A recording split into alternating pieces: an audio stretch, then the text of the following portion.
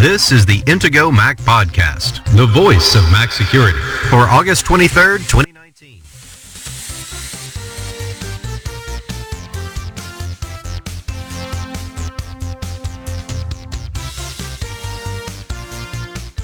In this week's episode, what happens when your Apple ID is suspended? And Josh and Kirk do a deep dive into antivirus, answering common questions about Mac malware products.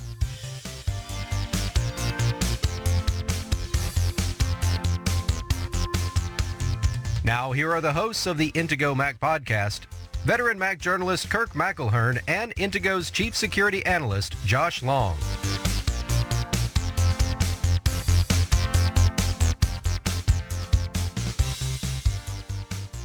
So this week, we're going to take a deep dive into the question that we often get asked, and that is, do Macs need an antivirus? But first, there's a story that came up about a little more than a week ago, and I wanted to discuss this because it really disturbed me. Someone named Luke Curtis, who writes for Quartz, had a problem. He bought an iTunes gift card, as he says, off a popular discount website, and he loaded it to his iTunes account, and then all of a sudden, one day, he got a dialogue saying, you cannot log in because your account has been locked. Well, it turned out that the card was fraudulent. The story gets a little bit complicated, but it took him a couple of months to get back into his account. Now, here's why this concerns me. This wasn't just his iTunes account. Your Apple ID controls everything you do on your Apple devices. It lets you purchase and update apps. It lets you manage iCloud. You might be using Apple's email with iCloud. If you're locked out of your iCloud account, there's pretty much not a lot you can do with your phone that makes it any different than an Android phone. And the fact that he had to go through so many hoops and eventually even writing an email to Tim Cook to get a resolution of this, I find really disturbing. Yeah, there's so many different aspects to this story, so we definitely recommend looking at the whole article. But one of the things that happened in this conversation was he was talking with an Apple representative. He was shocked, that his account had supposedly been locked because of using a fraudulent gift card because he thought he had obtained it legitimately. He offered to show Apple as proof of purchase. The agent says, oh, that's not necessary, and said, I'm looking at your account and can clearly see you're a dedicated customer and that you've been the victim of a scam.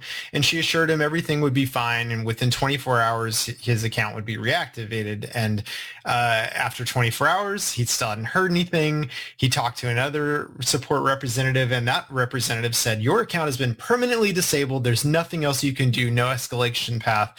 So, which means, of course, that he had to escalate it to the CEO. Of course, what else are you going to do, right? When someone tells you something like that.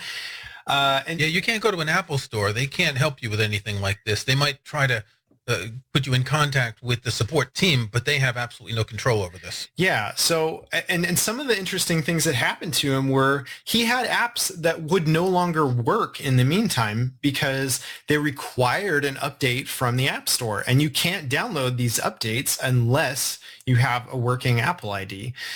So some crazy other side effects and things happened as a result of this, but this is really something worth thinking about. And I mean, there's not too many things that you can probably do that will get you on Apple's list to get your account permanently banned.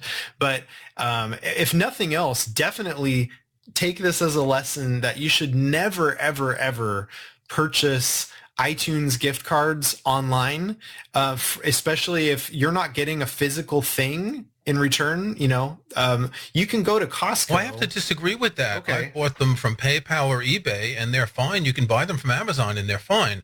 As you say, Costco, they do them by email as well.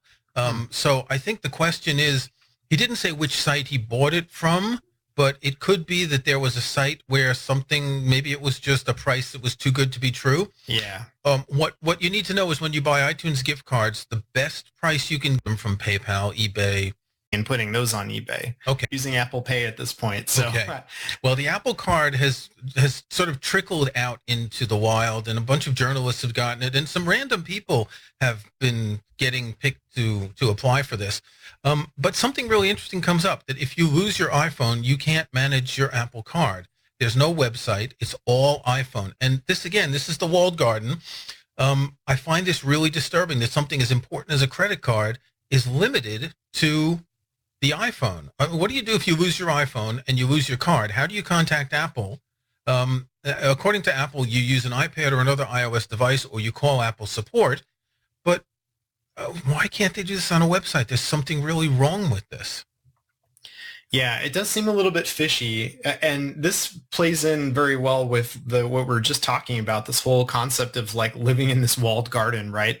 And this is, if I think it's kind of obvious in the first place that if you're going to get an Apple card, I mean, you're in Apple's ecosystem, right? I mean, you're not going to be able to take your Apple card and get rid of all your Apple devices and keep using that Apple card. It just doesn't even make sense because of the way that the card is designed to work, right? It shows all of your information in an app on your iPhone. And it's really designed to work with Apple Pay, even though you get a physical card. Yes, right. So this is something that I think should be fairly obvious to people, that you're locking yourself into the Apple ecosystem when you decide to get this card. Yes, but I would expect there to be a web interface for this. So let me give you an example. I'm working for a company and I'm using my Apple card, and I've bought some things that are expenses for the company, and I need to print out receipts. Can I do that from the iPhone? Is that even going to be possible? Am I going to, what's the hassle of getting a PDF of all your transactions and a statement that you need to give to your company? It just seems to me a bit worrisome that you have all of this.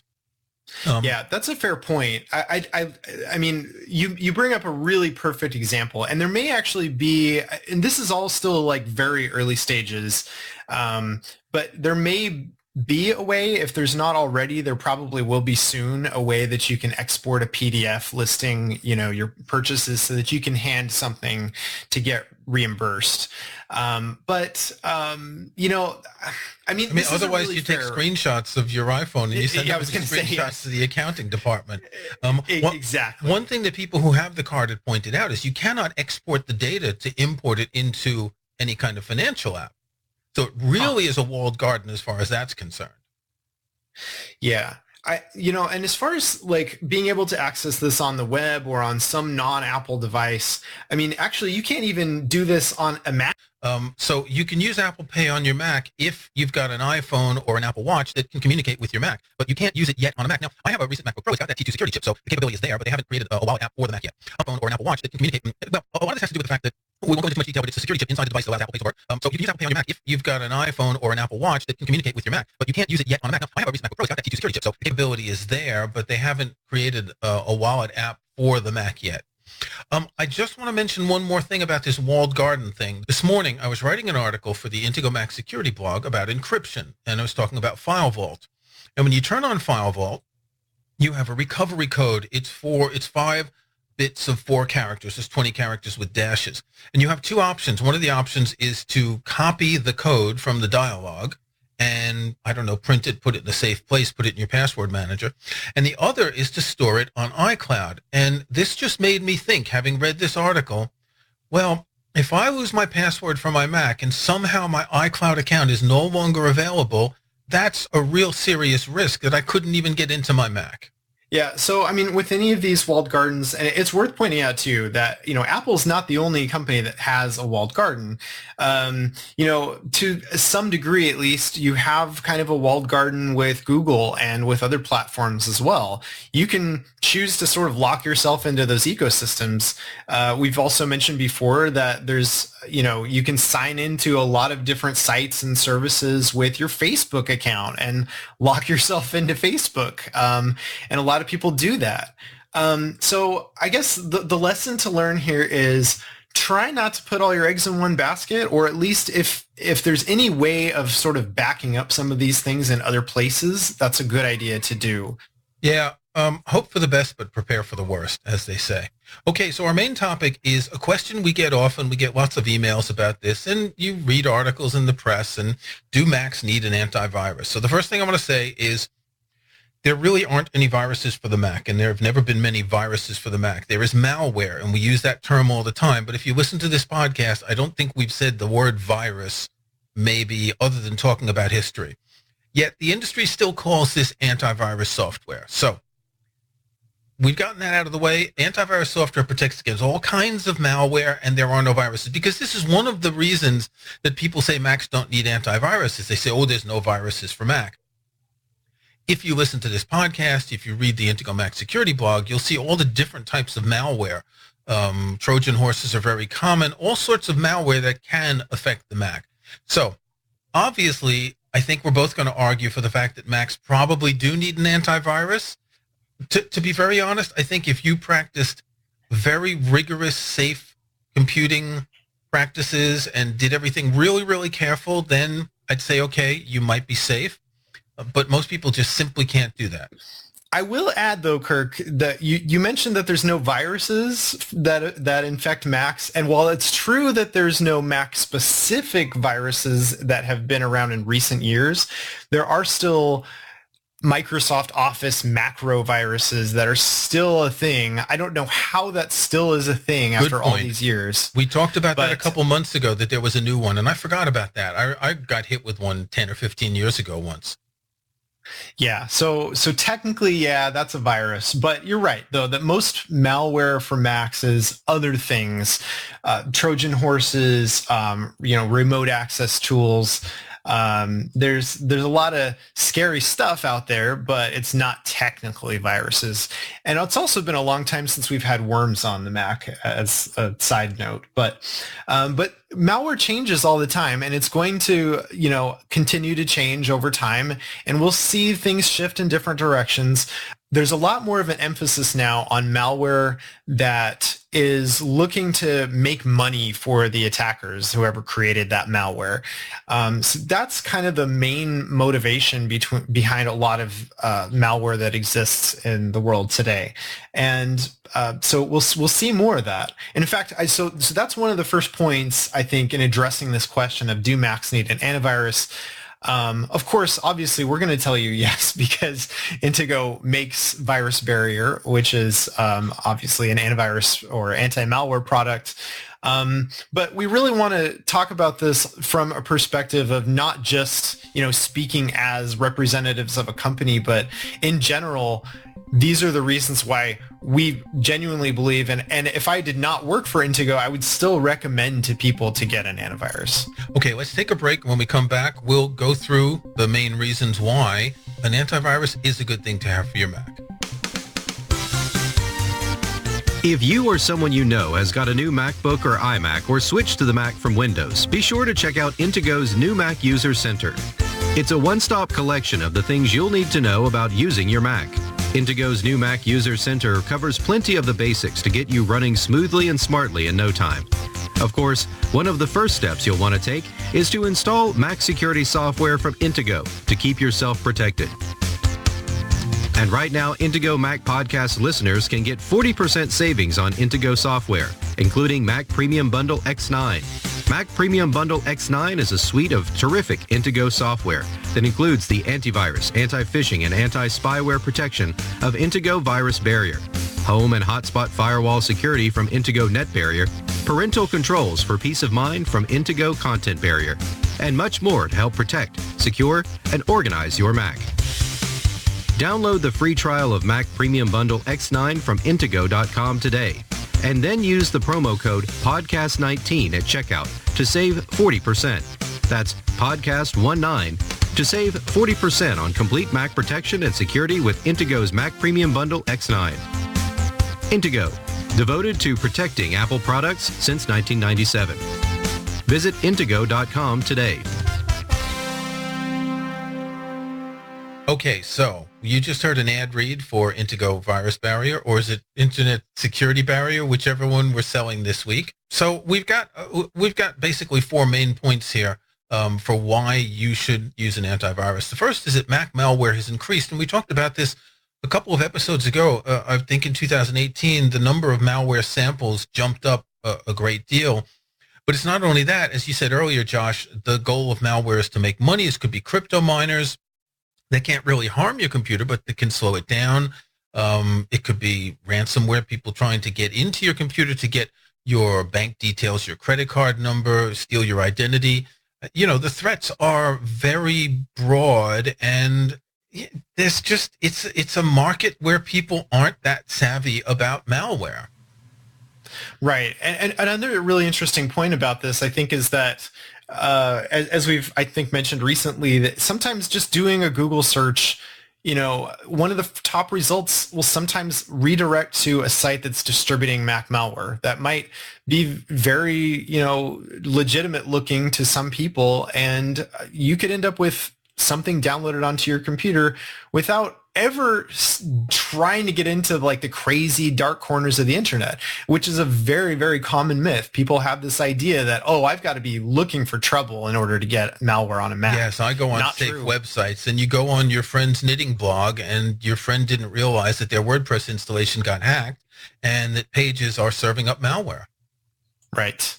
Right. So the idea that you have to be trying to do something bad in order to get in trouble, I've heard people say, oh, you only get malware from porn sites, or you only get them from this or that. Nope. You can get malware just doing normal, casual, totally ethical surfing. That's a myth, and one that I think more people really should be aware of. Okay, so Mac OS has something called Gatekeeper, which is supposed to protect people from malicious applications. It checks apps when you go to launch them, and this is supposed to be, a very good security feature. Is it that good? Well, the problem with Gatekeeper is that, of course, because that is kind of one of the main things protecting Mac OS, that's also one of the main things that that people who are attacking Macs are going to want to try to find ways around.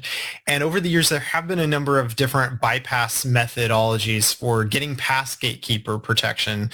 So Gatekeeper does a couple of things. One is that it makes sure that if you've downloaded software with certain apps, that it makes sure that there's this quarantine bit that's set on that file, and then Gatekeeper will check to see whether that quarantined file is signed. It'll check to make sure that that signature hasn't been revoked by Apple if it was signed with an Apple developer ID, and also by signed, it means that there's a sort of a certificate in the app that corresponds to an Apple developer account. Yes, thank you for pointing that out. And then one of the other related things to Gatekeeper is XProtect, which is Apple's system for, it's sort of, I don't even like to call it an antivirus because it's so basic and really, really incomplete. And almost all of the time it's very outdated too. So this is that's all there is. I mean, to be fair, Apple does update XProtect occasionally, for the most serious malware, and it can provide some assistance. There's also the malware removal tool, which can remove things, and we saw this a few weeks ago, that app Zoom that installed a web server that kept running, and Apple pushed out an update to remove this. Right. One of the problems I have with XProtect and with Gatekeeper, only files downloaded with Safari messages or mail get this quarantine bit set. You use Firefox or Brave or Chrome or whatever, those files won't be checked by anything. If I take a file off an FTP server or my business's file server, they don't get checked.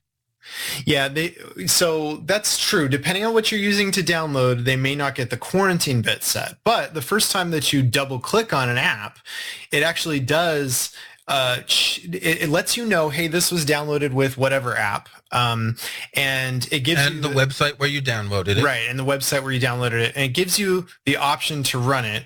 And if it's not something that's signed by an Apple developer, it will still, Gatekeeper, depending on how you've got it configured, what version of Mac OS you're using, it sometimes will not even let you run software unless it has been signed by some developer, whether it's an Apple developer or not. But in other cases, you may only be able to get apps that have been signed by an Apple developer ID, in which case, you might think to yourself, well, that's good, right? Because if if Apple is approved of some developer, that must mean they're legit. And, I'm not going to get any malware from that, right? Well, unfortunately, most malware these days is signed. At least most malware on the Mac is signed, usually with an Apple developer ID, because it's anyone can get an Apple developer account. I have one. You have one. Costs $99 a year. And maybe people give fake information to get an account, to send out some malware, and then they'll disappear and they'll get another account with a different name. Right. It's very easy to get an Apple developer ID. Another thing that can happen is that a legitimate developer who already has software out there on the market could have their account hijacked. Maybe through one of these password dumps, where somebody's email address and password get associated together. If they're reusing their password, like we always tell people not to do, but people do, you might have somebody who can get into someone's Apple developer account and then use their account to sign some malware. So these things happen. And so you can't completely rely on Gatekeeper and XProtect. Yes, and of course, Gatekeeper is only apps. XProtect is only going to check files where the quarantine bit is set. As you say, every app is going to give you an alert when you launch it. But if you've got a file that's not an app, then you've downloaded it with Chrome or Firefox or wherever, then you have absolutely no protection. And so the way Virus Barrier and any other antivirus / anti-malware software works is it scans every file that you open, that you create, that you write, that you read, that you save. Every time you work with a file, it's going to scan it. Now, one of the complaints that people have about antivirus software is that it's going to slow down your computer because, as I said, when you have the real-time scanning enabled, it will be scanning everything you do. That's not really a problem anymore. I remember back in the day with slower computers, there was definitely a noticeable hit, but these days, I don't notice that. Computers are so fast for what we do. I have a thing in my menu bar. I use iStat menus, and it tells me how much of my processor is being used. Currently, 81% of my processor is idle. So if 1% of my processor is used to scan files, it's really not going to slow anything down. An antivirus software slowing down your computer is not something that you really need to worry about anymore. If you do use an antivirus product that makes your computer feel slower, talk to the developer. Maybe there's some setting that needs to be adjusted or something like that. And if you still can't, or maybe there's a conflict with some other software that's running in the background on your Mac. Yes, that could be. And so if you talk with their tech support and you can't get that resolved, then consider switching to another product. But yes, antivirus software should not slow your computer down anymore. Okay, so we often hear the suggestion from the tinfoil hat brigade that it's the antivirus software creators that create malware. Do you know anything about this, Josh? I've been working in this field for 20 odd years and I've never heard anything like that. I mean, I've heard the conspiracy theory, but I've never heard of companies doing it. Frankly, there's so much malware that companies wouldn't have time to create malware just to sell their software. Yeah, well, I've definitely read some conspiracy theories.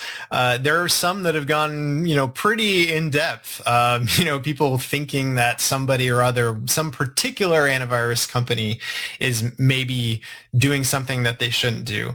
I almost all of these reports are, like you say, very tinfoil hat. There's very little evidence to suggest that any of the, big guys that have been around for many years, Intego has been around doing this since 1997.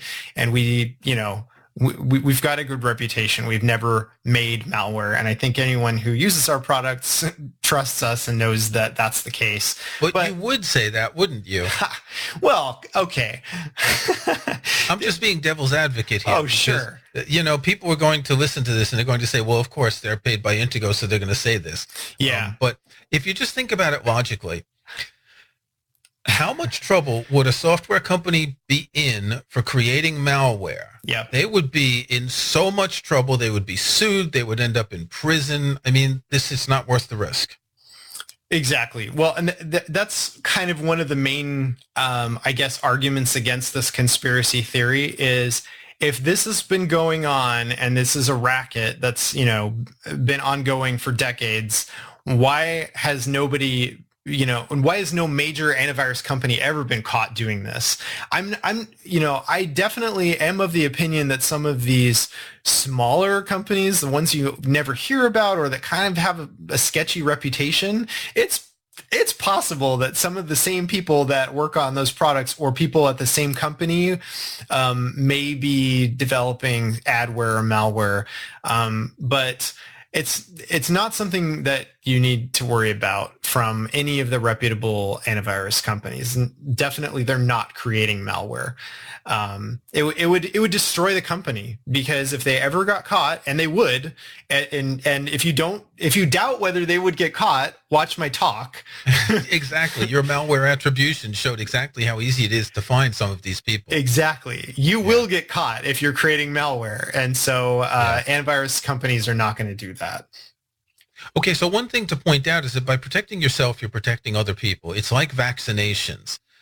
Not everyone can be vaccinated for health reasons, but if, say, 95% of people are vaccinated against measles or whatever it is, it protects the other 5%. They call this herd immunity in vaccination. And, well, by protecting your Mac, you're protecting the people you send files to, the people who use your computer, the people you work with, the people, for instance, to whom you might give a USB thumb drive with photos from your picnic.